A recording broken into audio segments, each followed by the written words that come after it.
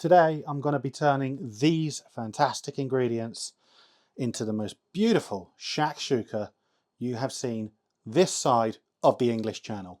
Stay tuned for more.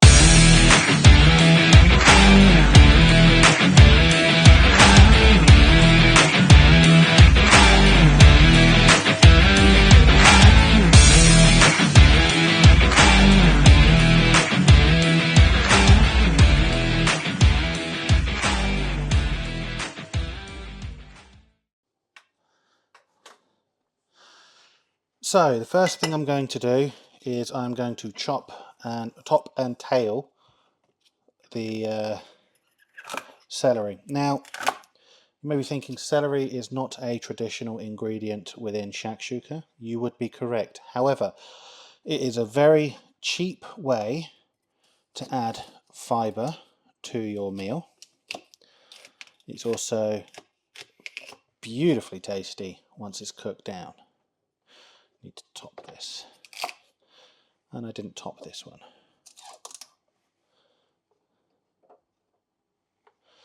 And split it in half. Now, is this going to be a traditional shakshuka recipe? Absolutely not. Is it going to be tasty? Absolutely.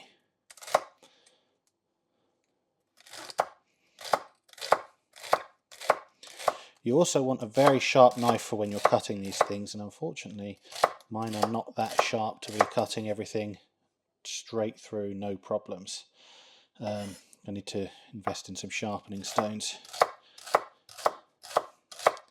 and that'll be one of the videos when I get them, how to sharpen your kitchen knives. You may be thinking, oh, I've got a steel at home. That is not for sharpening, it's for honing. Honing a blade is just finely tuning the blade, so if you're using it to try and sharpen up your knives, all you're doing is basically dulling the actual edge, requiring more work to go into it. So, first things first, I'm going to take my pan. Celery is going to go in.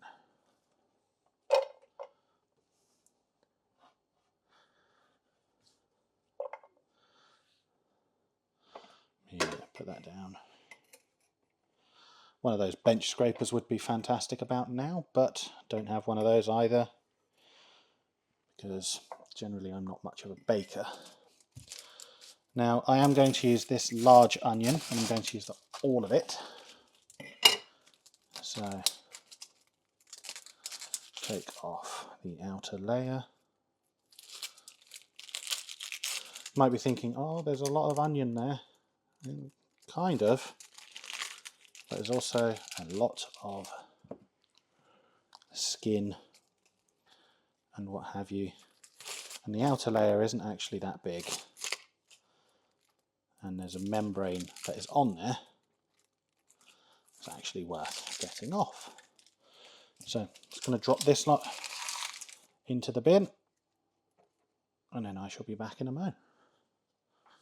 Okay, in that break there, you'll have seen me just, well, you didn't see me, but I just top and tailed these onions, because I'm going to go for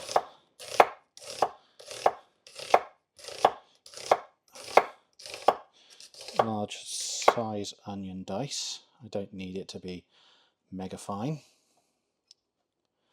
And the root does hold things together, it absolutely does, but not required in this instance. The onion's also got layers, which you would know if you enjoy the workings of Shrek. And that last bit, save my fingers. All of that's going to go into the pan as well. I'm not turning the pan on just yet, because I want all of the ingredients with most moisture to go in at the start, and that is the celery and the onions. I'm also going to chop everything, so the only things I've got left to chop are the peppers, and I'm going to chop up a little bit of, in this instance, it's called Greek style salad cheese. Now, you can use actual feta cheese if you wish. Nobody's going to stop you. However, just in this instance, it's actually cheaper by 60 odd % to go for one of those than it is to go for an actual feta cheese. I'm also going to salt this lot.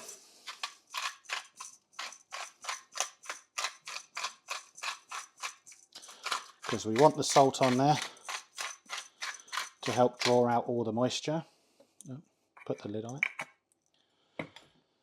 And I'm going to click this on. It's just literally the onions and the celery. I'm just going to click that on and let that slowly cook on a low heat whilst I chop up the peppers. So that is a bit of waste. Traditionally, you are meant to use a red pepper and only red peppers. However, that's not what I do. That's all the waste that comes from a single pepper if you are doing it properly.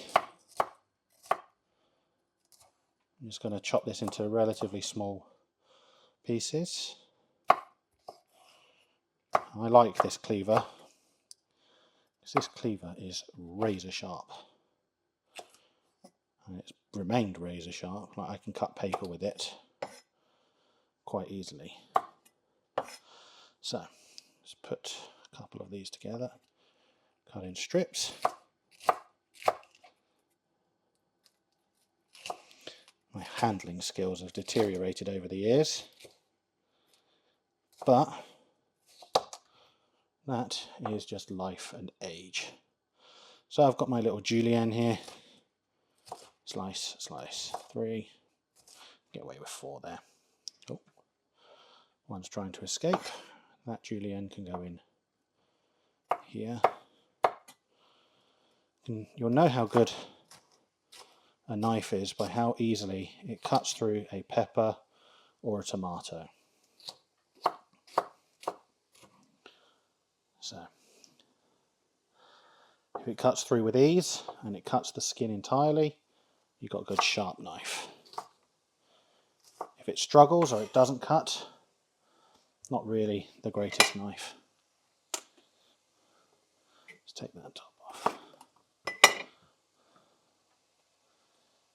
Again, minimal amount of wastage. Yeah, I got some seeds in that, but it's a sweet pepper. You should hopefully be hearing as well the vegetables starting to cook off.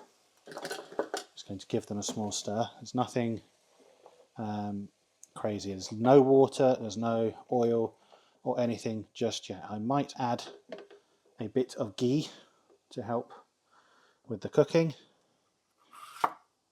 but nothing as yet. Right.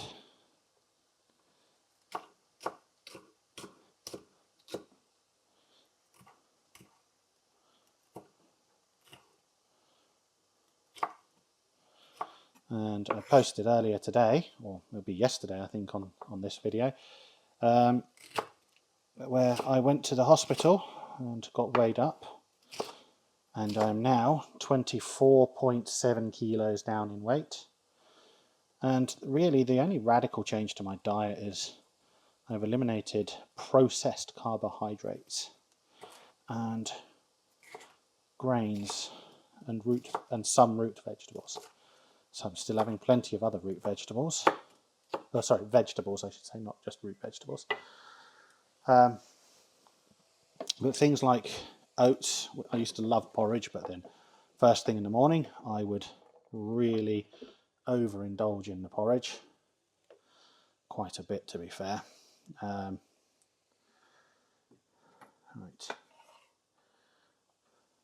Just going to add everything to the pan, and then we'll get onto the pan itself for the actual cooking. So everything's in the pan, just readjusted the camera, moving it all around. All we want to do is just get this cooking down and getting the moisture off of it. As you can, I don't know if you can see it on the camera. There is actually a lot of moisture just coming off. If I pick up this onion, bring it towards the camera there, you can see all that glistening moisture is coming out. So yeah, it's all good. Oh, dropped an onion. Good thing I clean the cooker pretty much before and after every use. So next on the list of items to go in is the garlic. And my garlic press, oh, there it is at the end here. Now, someone asked, what do I do with the garlic on my last video on a different platform? It wasn't on YouTube, I think it was on TikTok or something. Because I mentioned about the garlic press. I can't remember the platform. All I do, skin and all, it stays in the press. Press as required. Get it all into the mixture, and when you pull it up, all you need to do to clean your garlic press, to get rid of it, like the skin and everything, I mean nothing's stuck, all comes out relatively clean. You obviously still have to give your garlic press a wash. If you don't, then you know it's just going to stink and not be nice. But that was 2 of the garlic cloves that went in there. This is number 3. Again, skin and everything. Now you might think, oh, but there's a bit of wastage. There'd be wastage in any case. So you just have to weigh up the pros and cons. Do you want to spend a little bit longer cleaning and, you know, doing your washing up, trying to make sure you got all the garlic out? Or do you want to sit there and enjoy your dinner with just having a little bit less of the pepper? Of the garlic. Now, I'm going to let this sit and fry and sizzle and what have you for the next 5 to 10 minutes. I'll come back at that stage.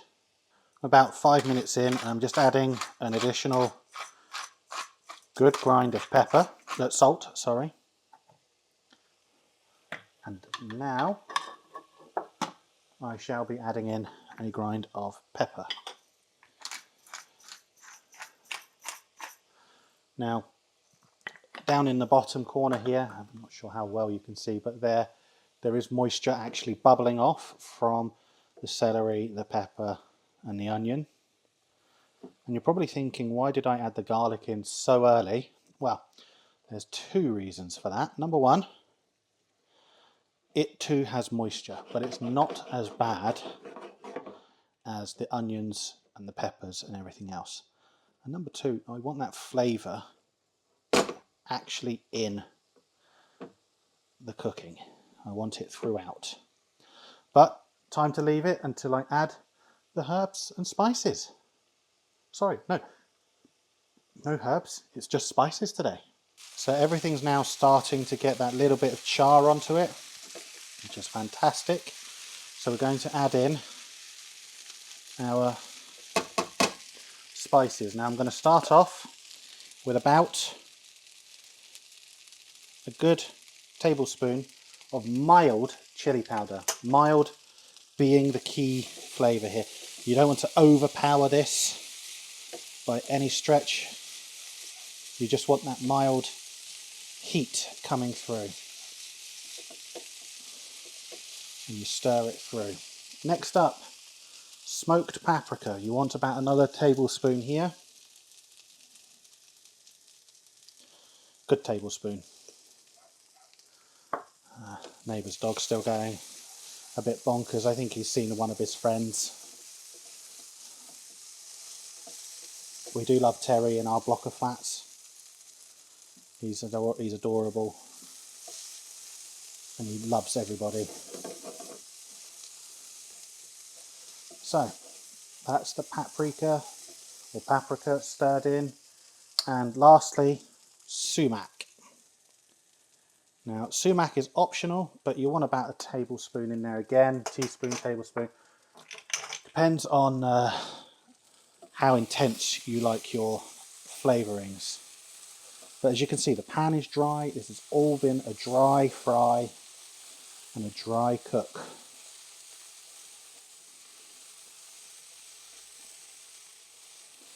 And I just want a bit more colour to come through. I will add, however, a small splash of water. Not much.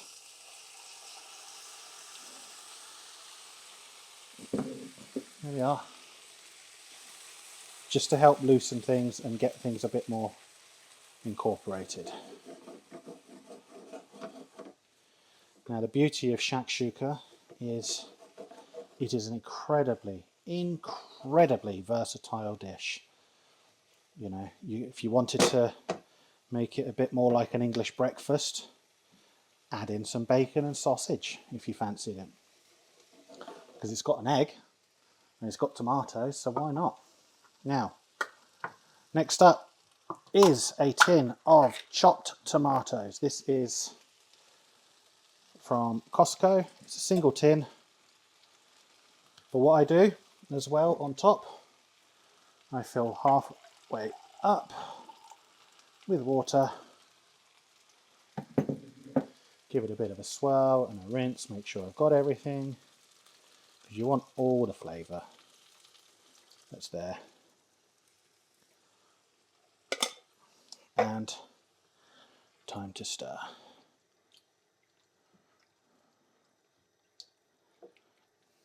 Now, what we do is we let this cook down for about 5 to 10 minutes, and then we crack in our eggs. First thing, however, what I'm going to do, I'm just giving it a good stir and put the ladle to one side. Give the liquid a taste. Right. To me, that requires more salt. So it's going to have it, because the tomatoes are quite sweet. So this is getting a hefty grind of salt.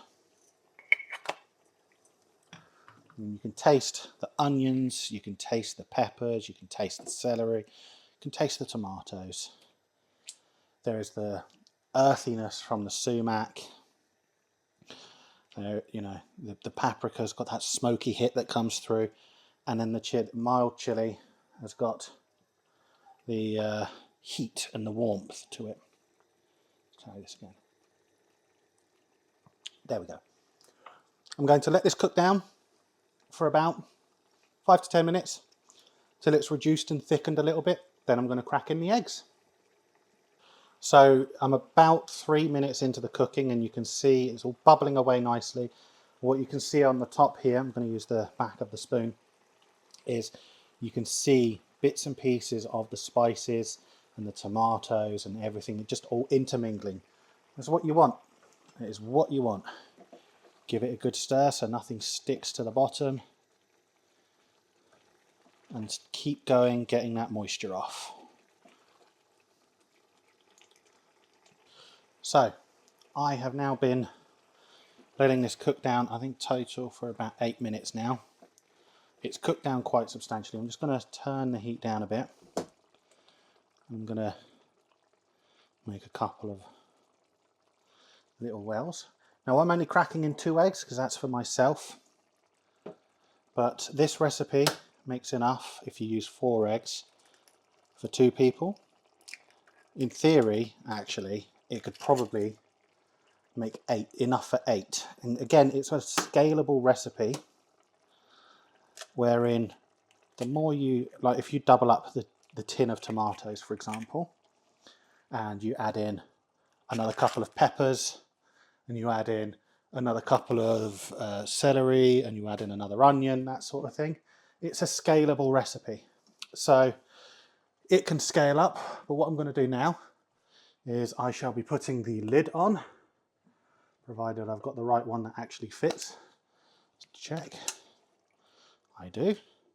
Going to put that on and poach the eggs for about 2-3 minutes, and then dinner will be ready. So far it's been about a minute. Let's have a look. No, they're not yet ready. We'll keep going. I could turn the heat up. In fact, I probably will. Give it a bit more of a residual heat. But the last thing to add to this dish is some Greek style standard cheese or feta cheese. I'm going to weigh out 50 grams. I'm going to slice it up and I'm going to put it on the end product. Let's check on the eggs. That is done. So I'm going to turn the heat off. I'm going to leave them and I'm going to finish chopping up the feta cheese and then serve up. So the first thing I'm going to do is to try and fish out the 2 eggs, because I want them obviously in my dinner. That one's a little bit runny, but I like runny eggs, so that's fine. And I'll take some more of the vegetables. Any bits of errant egg floating around. And that is a portion. There is another egg hiding under there. And I've got plenty left over for another, I want to say 2 meals there. So I've got 2 more meals worth. I'm going to throw on some feta cheese, or Greek style salad cheese as it is labelled. And that is my dinner done. Thank you very much for watching me, ladies and gentlemen. I hope you've enjoyed this video. I hope you've learned something from this video. And I really hope you make this video and make this recipe rather, and then tell me how you've enjoyed it. I love nothing more than reading what you guys are doing with the recipes and how you're enjoying them. I've had some people reach out, like on the adobo recipe, and say they've never had an adobo like it. On the hot sauce recipe, I've got people trying and showing me their ferments. It's fantastic. But do like, comment, subscribe, and tell me what else you think I should do. Whether it's budgetary cooking or whether it's wild edibles into cooking. The wild edible season is coming to a close, especially around where I am, but that doesn't mean we can't do good food. Anyway, I'm waffling. Thank you very much for watching, and I will see you all on the next one.